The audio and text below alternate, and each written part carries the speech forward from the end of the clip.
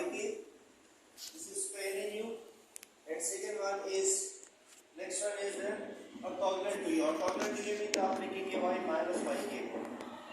अगर आप ये minus yk plus yk cancel करेंगे तो वापस क्या आएगा, y is equal to y. इस इक्वेशन की जो वैल्यूज फाइंड कर और इस फॉर्म में लिख दे, दिस इज योर आंसर. अब बताएं कौन सा सॉल्व करें. 13 14 15 तीनों का सेम स्टेटमेंट है. 14 क्वेश्चन बताएं. क्वेश्चन नंबर 14, तो मैं क्वेश्चन 14 लिख रहा हूं. This is their solution of question number 14. ये इसका सॉल्यूशन है. मैंने इक्वेशन बनाया, ये इसकी इक्वेशन है क्योंकि लिखा क्या है कि night is the sum of vector आपका ये आएगा y माइनस y के. तो ये दो के सम में हमने देखा है. वापस इससे वापस y ही आएगा क्योंकि y के को और माइनस y के को अगर कैंसिल करें तो इट मींस, और y के क्या है, ये प्रोजेक्शन को रिप्रेजेंट करता है, नॉट यूनिट वेक्टर. ये आपका क्या है, ये आपका प्रोजेक्शन ऑफ y है. ये प्रोजेक्शन वेक्टर है, इसको प्रोजेक्शन वेक्टर कहते हैं क्योंकि ये आपका यूनिट वेक्टर नहीं है. तो आप फाइंड करें इसकी ये वैल्यू फाइंड करें. प्रोजेक्शन वेक्टर कैसे फाइंड करेंगे, आप बताएं. प्रोजेक्शन वेक्टर की क्या फॉर्मूला है, कल मैंने आपको बताया था. y dot u divided by u dot u into u. ये प्रोजेक्शन का फॉर्मूला है, ठीक है.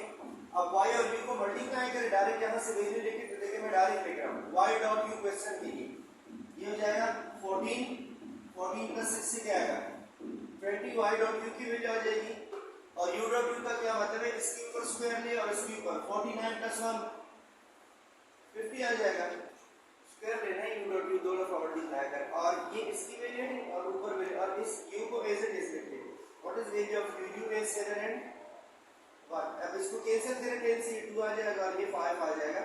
अगर आप इसके साथ मल्टीप्लाई करें ये हो जाएगा 14/5 और इसके साथ 2/5 मल्टीप्लाई करें तो 2/5 आएगा. ये आपका y की फाइंड होगी, ये y की हो गया. अब नेक्स्ट हम इसके लिए क्या फाइंड करेंगे, y माइनस y के. तो यहाँ फाइंड करें, सिर्फ y से माइनस करें, लेकिन y माइनस y के. What is your y? y की क्वेश्चन केवल है 2 and 6 है. माइनस y की वैल्यू ये है 14/5 और 2/5. इन दोनों को ऐड करके एलसीएम में तो देखिए 10 हो जाएगा, क्योंकि इसको कैसे करेंगे, दोनों को ऐड करें तो 2 माइनस 14/5. इसका एलसीएम क्या है, माइनस 5 मल्टीप्लाई हो जाएगा 10 माइनस 14, इससे आ जाएगा माइनस 4/5. और अगर इन दोनों को ऐड करें तो 6 माइनस 2/5, दैट इज 6 माइनस 2/5. ये आ जाएगा 30 माइनस 2 से आ जाएगा 28/5. अब ये दोनों वैल्यूज इक्वेशन में लगाए तो ये आपका फाइनल आंसर आ जाएगा. मैं इसको थोड़ा सा यहाँ लिख दूंगा, उसके बाद जो नजर नहीं आ रहा यहाँ लिख दूंगा. देखिए आप final put values in equation 1 ये लिख put take equation number 1. Equation 1 आपका क्या है, y is equal to yk plus y minus yk. देखिए y की वैल्यू हमने फाइंड की है, प्रोजेक्शन ऑफ y की. तो y प्रोजेक्शन की वैल्यू क्या है 14/5 और 14/5 और सेकंड है 2/5. इसके बाद प्लस y माइनस yk, ये वैल्यू भी हमने फाइंड की क्या है माइनस 4/5 और इसके बाद है 28/5. अब अगर आप देखना चाह रहे हैं कि इससे वाकई y आ रहा है कि नहीं आ रहा है, ये आपका आंसर है. अगर आप देखना चाह रहे हैं कि ट्रू है या फॉल्स, इसको ऐड करें, इससे मस्ट y ही आएगा. ठीक है, अगर आप इसको चेक करना चाहें तो देखिए ऐड करें 14/5 माइनस 4/5 से क्या आएगा, ये हो जाएगा 10/5. 10/5 मींस इससे क्या आएगा 2 आ जाएगा ना. अब सेकंड को ऐड करें 2 प्लस 2/5 प्लस 28/5, इससे क्या आएगा 30/5. 30 को 5 से कैंसिल करें तो क्या आएगा, और ये 26 y की वैल्यू होगी. देखिए तो y की वैल्यू वापस, इससे वही y वापस आ रहा है. देखिए वापस आपका y ही आ रहा है. इसका मतलब इन दोनों का हमने सिर्फ एक वेक्टर को किस फॉर्म में लिखा, दो वेक्टर में. ये स्पेन कर रहा है, दूसरा है ऑर्थोगोनल. तो देखिए ये स्पेन कर रहा है, तो हमने सम फॉर्म में लिखा है, sum of two vectors, one is span and second one is orthogonal to u. ठीक है, तो अब सिर्फ ये हमने देखना था, बाकी इसकी कोई पॉइंट. अगर आप चेक करना चाह रहे हैं कि ये ऑर्थोगोनल है कि नहीं, देखिए यहाँ पे क्या है कि वन स्पेन, ये इसका स्पेन कर रहा है, और दूसरा वेक्टर क्या है ऑर्थोगोनल टू u. अब चेक करें ये ऑर्थोगोनल ही होगा. इसको u से मल्टीप्लाई करें, इससे बस 0 आएगा. मल्टीप्लाई करें, देखिए 7 with -4 minus 28/5 plus 1 और 28/5, तो 0 आ रहा है. इसका मतलब ये वेक्टर साथ। ऑर्थोगोनल का मतलब क्या है कि इस वेक्टर को अगर हम u के साथ मल्टीप्लाई करें तो उससे क्या आना चाहिए। फॉर एग्जांपल इसको मैं कोई नाम दे रहा हूँ, लेट दिस इज t और ये आपका y हो जाएगा, y ये इसको मैंने t का नाम दिया। ये t वेक्टर जब आप u से मल्टीप्लाई करेंगे तो ऑर्थोगोनल की क्या कंडीशन है, 0 आना चाहिए। 0 आना चाहिए। तो मल्टीप्लाई कर देखिए u क्या है 7 1 मल्टीप्लाइड विद -4/5 और 28/5। ऑर्थोगोनल वाले सेकंड वेक्टर होगा, पहला वेक्टर स्पेन वाले कंडीशन है, दूसरा ऑर्थोगोनल का है। तो मल्टीप्लाई कर देंगे -28/5 प्लस इससे क्या आ रहा है 28/5, तो क्या रिजल्ट आ रहा है 0। इसका और इनर प्रोडक्ट 0 है, इसका मतलब है कि ये ऑर्थोगोनल नहीं है। अगर ये नॉन जीरो आ गया तो इसका मतलब आपका सेकंड वेक्टर में मिस्टेक ही गई है। ठीक है, तो ये आपका ऑर्थोगोनल वेक्टर है। ये कौन सा वेक्टर है, ये ऑर्थोगोनल वेक्टर है और ये स्पेन की कंडीशन को सेटिस्फाइड कर रहा है। सिर्फ वे एक जो है स्पेन की कंडीशन को सेटिस्फाई कर रहा है, ये आपका मतलब ये स्पेनिंग का मतलब होता है कि ये जनरेट कर रहा है, उस एरिया को स्पेन कर रहा है। ठीक है, और इसकी कंडीशन क्या है, ये ऑर्थोगोनल है दूसरे के। ये दो वेक्टर की फॉर्म में लिखने सब में सब कुछ इस तरह से। ठीक है सर, स्पेन का क्या मतलब होगा इसके, इसमें स्पेन जो वेक्टर है। स्पेन के लिए तो मैंने आपको बताया था कि देखिए स्पेन का मतलब ये होता है बेसिकली, अगर आप इसको ग्राफिकली चेक करें, स्पेन का मतलब ये होता है कि जैसे कि दो वेक्टर्स है ना, ये दो वेक्टर्स जो एरिया जनरेट कर रहा है, जो एरिया इन दो वेक्टर्स ने जनरेट किया है, इसको हम क्या कहते हैं स्पेन कहते हैं। अगर ऐसे कोई वेक्टर आउट जाए तो उसकी स्पेन में नहीं कह रहा, अदरवाइज इसकी स्पेनिंग एरिया है। तो जो एरिया जनरेट करता है तो स्पेन कर रहा है, जैसे कि ये एक वेक्टर है, सपोज इसको मैं यू रोटेट कर दूं, ये एरिया को स्पेन कर रहा है, जनरेट कर रहा है। तो इसकी कंडीशन फिर इसी तरह से क्या है, अब 15 और 16 क्या है, complete the distance from y to the origin. इसकी y डिस्टेंस फाइंड करें, डिस्टेंस का फार्मूला तो पता है ना, y माइनस u का क्या फार्मूला है, what is distance formula, 8 - 8 minus first से फर्स्ट माइनस करें, x2 minus x1 whole square plus y2 minus y1 whole square and side in under roots, ये आंसर आ जाएगा। तो इसका क्या है 8 माइनस 3 से आ जाएगा आपका 5 स्क्वायर मींस 25 और ये भी 25 प्लस 25 इज 50 रूट। तो 50 रूट आप लिख लिया, 2 रूट 5 5 रूट 2 लिख सकते हैं, ये भी लिख सकते हैं, दोनों एक ही बात। ठीक है, और ये इस तरह से आप सिंपल फाइंड करें, बस complete the distance of y to the line u। अच्छा, एक u तक फाइंड कर और एक ओरिजिन तक फाइंड करें। ओरिजिन तक क्या है, y से 0 माइनस करें, क्योंकि ओरिजिन पे क्या होता है x2 भी 0 होता है और x1 भी 0 है, x2 भी 0 है और y2 भी 0 है। तो ओरिजिन से क्या माइनस करेंगे, y माइनस ओरिजिन, इसका मतलब इससे भी 0 माइनस करें, इससे भी 0 माइनस करें, तो 3 स्क्वायर प्लस 1 9 प्लस 1 स्क्वायर 10 आ जाएगा डिस्टेंस। ये लास्ट की जो वेक्टर है ऑर्थोनॉर्मल की कंडीशन है, इसमें ये तो लिखा है ना, ये ऑर्थोनॉर्मल की कंडीशन है, ऑर्थोनॉर्मल को सेटिस्फाइड करना है। ये सारे वेक्टर्स हमने चेक करना है कि ऑर्थोनॉर्मल है कि नहीं। ऑर्थोनॉर्मल के लिए क्या करना है, एक सबसे पहले ऑर्थोनॉर्मल वेक्टर्स जो होते हैं ना वो ऑर्थोगोनल भी होंगे, मतलब परपेंडिकुलर्स भी होंगे, उसका इनर प्रोडक्ट भी 0 होगा, और उसके बाद ऑर्थोनॉर्मल का मतलब होता है वो परपेंडिकुलर वेक्टर्स जिसका लेंथ जो है वो 1 ही होगा। ऐसे परपेंडिकुलर वेक्टर्स जिसका लेंथ 1 होता है। अब इसके पहले हमने परपेंडिकुलर वेक्टर्स कभी पढ़े, लेकिन उसका लेंथ 1 है या नहीं वो हमने चेक नहीं किया। अगर लेंथ भी 1 आने पहले आप चेक करेंगे, देखिए मैं कौन सा क्वेश्चन चेक करूं, कोई क्वेश्चन बताएं, क्वेश्चन नंबर 17 को देख ले। देखिए इसके लिए क्वेश्चन में है कि आप determine if the set of vectors are orthonormal. सबसे पहले आप ऑर्थोगोनल चेक करेंगे, अगर ऑर्थोगोनल नहीं है तो ऑर्थोनॉर्मल नहीं हो सकते, पहले मस्ट ऑर्थोगोनल होगा। तो हम इन दोनों को मल्टीप्लाई कर देंगे, -1/6 प्लस 0 प्लस 1/6, 0 आ रहा है इससे। सपोज ये आपका वेक्टर v1 है और ये आपका vector let v1 is equal to 1/3 1/3 और 1/3 and v2 is equal to अपनी तरफ से कोई नाम दे -1/2 0 और 1/2। सबसे पहले आप चेक करें v1 dot v2 is equal to 0 0 आ रहा है, मैंने चेक किया। ठीक है, अब इसके बाद क्या करेंगे, नॉर्म ऑफ v1 का जो लेंथ है, अब इस v1 की लेंथ को चेक करें। देखिए 1/3 whole square plus 1/3 whole square plus 1/3 whole square inside in 3 divided by 100. Root.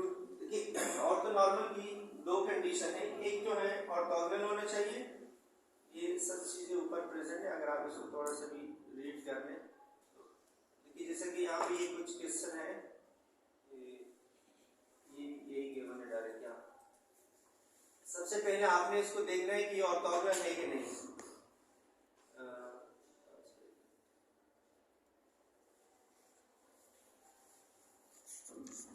देखिए सबसे पहले आपने ये आपस में मल्टीप्लाई करना है। देखिए v1 को भी 2 से अगर 3 आ जाए 0 आ रहा है, फिर v1 को भी 3 से, इससे भी क्या आ रहा है 0 आ रहा है, फिर v2 को भी 3 से, तीनों से 0। अगर एक से भी 0 नहीं आए तो आगे डायरेक्ट लिख लीजिए these are not orthonormal, फिर ऑर्थोनॉर्मल चेक करने की जरूरत ही नहीं। अब इसके बाद क्या करेंगे, इसका एब्सोल्यूट फाइंड करें। एब्सोल्यूट मींस लेंथ, लेंथ कैसे फाइंड होगा, इसके ऊपर स्क्वायर, इसके ऊपर स्क्वायर, इसके ऊपर स्क्वायर, हर एक के ऊपर आप स्क्वायर फाइंड कर इज इक्वल टू 1 आना चाहिए। इसका लेंथ भी 1 आना चाहिए, इसका लेंथ भी 1 आना। अगर एक का भी लेंथ 1 नहीं आया तो ये ऑर्थोनॉर्मल नहीं है। ठीक है, सिर्फ ये डिफरेंस है कि पहले ऑर्थोगोनल में सिर्फ प्रोडक्ट इक्वल टू 0 होना चाहिए, इसमें प्रोडक्ट के बाद आप इसकी लेंथ को भी चेक करें। हाँ वो यूनिट वेक्टर तो अलग है ना। अब यूनिट वेक्टर अगर ऑर्थोगोनल यूनिट वेक्टर है ना, ऑर्थोगोनल परपेंडिकुलर यूनिट वेक्टर है तो उसको हम फिर ऑर्थोनॉर्मल कहते हैं। परपेंडिकुलर भी है और उसका लेंथ भी 1 है। ठीक है, अब देखिए यूनिट वेक्टर तो अलग चीज होता है, बस का देखिए लेंथ फाइंड कर, इसकी लेंथ क्या करेंगे, लेंथ अरे के ऊपर आप स्क्वायर देखेंगे स्टेप का आगे होगा इसकी लेंथ फाइंड करें तो लेंथ क्या आ रहा है, इससे तो 1 मेरे ख्याल में नहीं आ रहा है। 1/9 प्लस 1/9 प्लस जो हमने इसकी 1/9 1/9 प्लस 1/9 प्लस 1/9 से क्या आ रहा है 3/9 आ रहा है। 3/9 means 1/3 not is equal to 1, इससे 1 नहीं आ रहा। इसका मतलब ये कि the set of vectors are the given pair of vectors सही लिखे, ये y कैप की वैल्यू लिखी है of vectors are not ये ऑर्थोनॉर्मल। इसमें ये सही लिखा आपने, ये आपके ऑर्थोनॉर्मल नहीं है। ठीक है, अगर प्रोडक्ट भी इसके 0 आ जाए और लेंथ भी 1 आ जाए, अभी जो मैंने एग्जांपल बताया,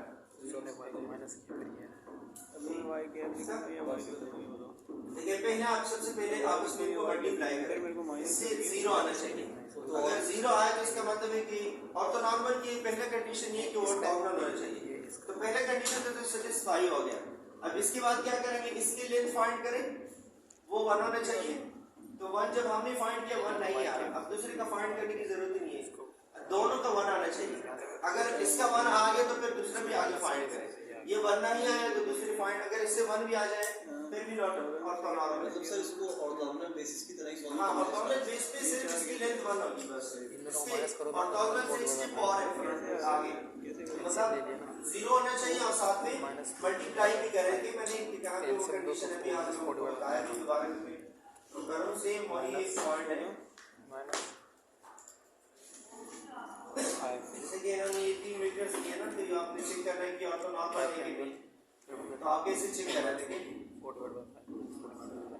इसकी आप कर ले, इसकी जो मल्टीप्लिकेशन है वो भी आपका यूनिट होना चाहिए। देखिए which shows that v1 v2 v3 are unit vectors. Unit vector का मतलब ये होता है कि दोनों का जो लेंथ होता है ना, मल्टीप्लाई करें इसका, तो मल्टीप्लाई करेंगे उसकी लेंथ से क्या आ रहा है, अगर 1 आ रहा है तो ठीक है, नहीं तो फिर इसका मतलब है कि आपका ऑर्थोनॉर्मल नहीं। दो कंडीशन सेटिस्फाइड करना। देखो ऑर्थोनॉर्मल सेट की डिफिनीशन भी यहाँ पे गिवन है, मैं आपको डिफिनीशन पे बता दूंगा कि ऑर्थोनॉर्मल सेट क्या होता है। A set U1 से लेकर U3 तक is orthonormal set if it is orthogonal. पहला कंडीशन क्या है कि ऑर्थोगोनल होना चाहिए। अगर ऑर्थोगोनल नहीं है मतलब परपेंडिकुलर नहीं है तो आगे ऑर्थोनॉर्मल की चेकिंग की जरूरत ही नहीं। उसके बाद फिर क्या होता है, is an orthogonal set of unit vectors, ऐसे यूनिट वेक्टर जो कि परपेंडिकुलर भी हो। अब एक तो ये है फॉर एग्जांपल ये दो वेक्टर्स परपेंडिकुलर है लेकिन इसकी लेंथ 2 है और इसका लेंथ सपोज 3 है। अब ये ऑर्थोगोनल है लेकिन ऑर्थोनॉर्मल नहीं है क्योंकि इसका लेंथ नहीं है 1 1। अगर परपेंडिकुलर भी है और लेंथ भी इसके क्या है 1 1 है तो यूनिट वेक्टर भी है और परपेंडिकुलर भी है, तो उसको हम क्या कहते हैं, उसको हम कहते हैं कि ये ऑर्थोनॉर्मल है। वेक्टर्स जो है उसकी लेंथ भी 1 होना चाहिए और परपेंडिकुलर भी होना चाहिए। पहले आप परपेंडिकुलर की कंडीशन देखेंगे उसके बाद आप यूनिट वेक्टर की कंडीशन देखेंगे या जिसका लेंथ 1 होना चाहिए। ठीक, तो ये आप देखिए ये आपके लेंथ की कंडीशन है, तो फिर वो तो नॉर्मल होगा नहीं, तो इसका मतलब है फिर वो ठीक है। देखिए ये सब की लेंथ भी 1 आ रहा है, लेंथ चेक करें, लेंथ भी 1 आ रहा है। ठीक है, अच्छा इसी तरह से बाकी जो 3 क्रॉस 3 का ये भी सेम टू सेम, ये तो नॉट और नॉर्मल है क्योंकि इसका लेंथ 1 नहीं है। अब इसमें से जो क्वेश्चन है, कोई क्वेश्चन मैं इसमें से भी सॉल्व कर रहा हूँ, ये सर स्टूडेंट को इसमें डिफिकल्ट लगता है, बताएं कौन सा 21 या 20 कर 21 कर लें। मैं डायरेक्ट लेकर आऊँ कि कौन सा कंडीशन, इसकी पहले कंडीशन चेक करें। लेट मी ये मैं इसको नाम दे रहा हूँ 21 को, सपोज ये आपका V1 है, इसको नाम दे रहा हूँ यहाँ क्वेश्चन में, ये V2 है और ये आपका V3 है। मैंने इसको अपनी तरफ से कोई नाम दिया, आप जो भी नाम दे रहे हैं पेपर में या सॉल्यूशन, ये क्वेश्चन नंबर 21 का सॉल्यूशन है। तो देखिए पहले V1 को V2 से मल्टीप्लाई करें कि 0 आ रहा है कि नहीं, मल्टीप्लाई करें 3/10 रूट 10 रूट से 3 आएगा, सॉरी 10 आएगा, 3/10 माइनस 3/20 और माइनस 3/20 तो 0 आ जाएगा। देखिए 3/10 माइनस 3/20 माइनस 3/20 एलसीएम क्या होगा, 20 एलसीएम होगा।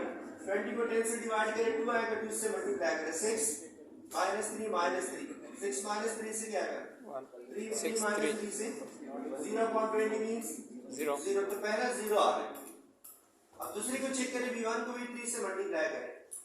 अब देखिए इसको कैसे मल्टीप्लाई करें, 1/10 विद 0 0 हो जाएगा, 3/20 विद माइनस 1/2 माइनस 3/40 रूट आ जाएगा, दोनों रूट में 3/20 और ये 1/2 रूट 3 प्लस 3/40 रूट आ जाएगा। तो ये दोनों कैंसिल, तो V1 डॉट V3 भी 0 आ रहा। इसके बाद V2 डॉट V3 को चेक करें, V2 को V3 से मल्टीप्लाई करें, चेक करें कि इसका क्या आ रहा है। देखिए 3 रूट से 0 आ जाएगा, माइनस माइनस से प्लस 1/40 रूट, और इसको करेंगे तो माइनस 1/40 रूट, तो 1/40 माइनस 1/40 कैंसिल हो जाएगा, इससे भी 0 आएगा और टॉगल की कंडीशन तो सेटिस्फाइड है। ठीक है, अब इसके बाद हम क्या करेंगे, ऑर्थोनॉर्मल की कंडीशन चेक करेंगे। ऑर्थोनॉर्मल की कंडीशन क्या है कि V1 डॉट V1 है, जिसको हम नॉर्म ऑफ V1 कहते हैं। नॉर्म फॉर्म में भी लिख सकते हैं कि नॉर्म ऑफ V1 मतलब लेंथ ऑफ V1, ऐसे लिख ले या आप इस फॉर्म में लिख, इससे कोई फर्क नहीं पड़ता। ठीक है, लेंथ ऑफ V1 का जो लेंथ है वो क्या होना चाहिए, 1 होना चाहिए, जिसको हम यूनिट वेक्टर पर कहते हैं। देखिए इसका लेंथ फाइंड करें, 1/10 रूट प्लस 3/20 रूट और प्लस 3/20 रूट स्क्वायर। अब इसके ऊपर अगर हम रूट रख ले या विदाउट रूट रख ले कोई फर्क नहीं पड़ रहा, क्योंकि वैसे भी हमारा 1 से कम, अगर 1 है तो 1 रूट पर भी 1 ही आएगा, अगर नहीं है तो वैसे भी नहीं होगा। तो देखिए इससे स्क्वायर जो है 10 से कैंसिल हो जाएगा, 1/10 आएगा, इससे क्या आएगा 9/20 और इससे 9/20।